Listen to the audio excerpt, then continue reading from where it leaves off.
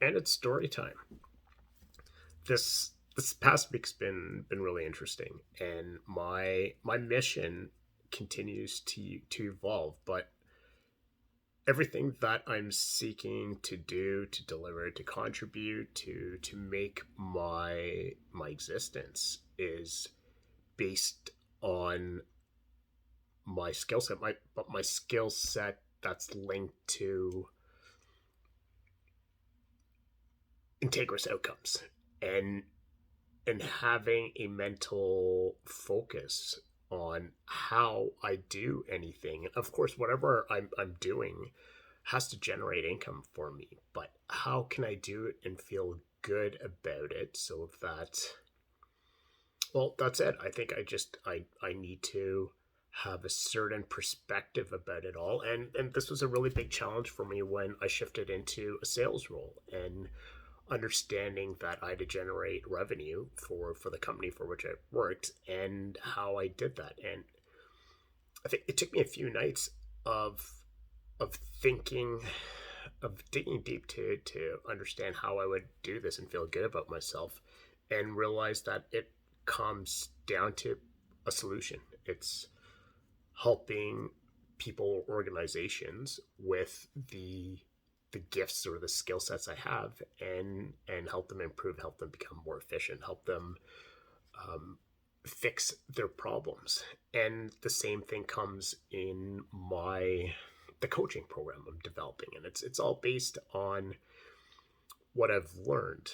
And what's ironic is, as I'm developing this, I'm pulling up all these lessons that have come at me, and that have forced me to improve, and were what I've learned along the way. But then on my day to day stuff, with mental health challenges, I've pursued a lot of therapy, a lot of cognitive behavioral therapy, and it's methodical, analyzing, and very clear steps for breaking down your thoughts when you're struggling. And then as well, for the stuff that I preach professionally, and even when I'm coaching individuals, it's these same principles that guide people and get them back on track. But what I realized was, as I was getting flustered this week and trying to book some travel stuff, and man, now there's a reason why France lost the war. And after trying to book some train travel in France, and man, I just shake my head. That was one of the most frustrating scenarios of my life, and it's not over yet. Anyway, I digress. Uh, the pressure I put on myself, and I was falling behind, or I have fallen behind, and further behind. I'm frustrated. I'm not getting things done that I want to do. And when you're in that state, you're not functioning. You're not going to be able to get the things done that you need to do. And it's best to just stop, pull back, and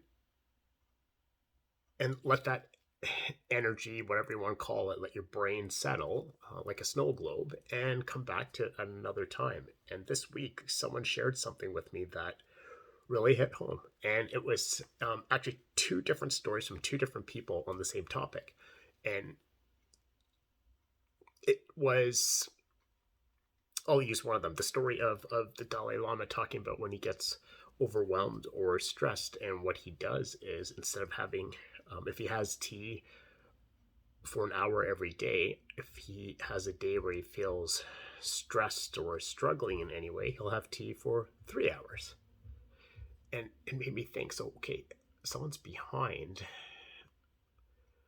and has these pressures, and will just stop and prolong the non-productive time to fix their situation, and then realizing, well, wait, it's how we define productivity, and what's sustainable and what's not, and then what, catching yourself, being self-aware, and knowing what to do. And so these are all tools that I've learned along the way, but how quickly I forget. It's easy to preach, it's easy to share those with other people, and so I got a really good reminder this week, is to, you have to take a step back once in a while, and it doesn't hurt to talk to yourself. In fact, there's so many benefits of talking to yourself down, the same way you talk to talk to a friend and rationalize their situation. So that was my that was one of the big lessons for me this week, and that's going to have to be I have to remind myself of it frequently and taking that step back and letting everything settle. So to you as well, take that time when you get in that state, stop, take a step back, let it settle, identify what needs to be done after, and then get at it, but pull back.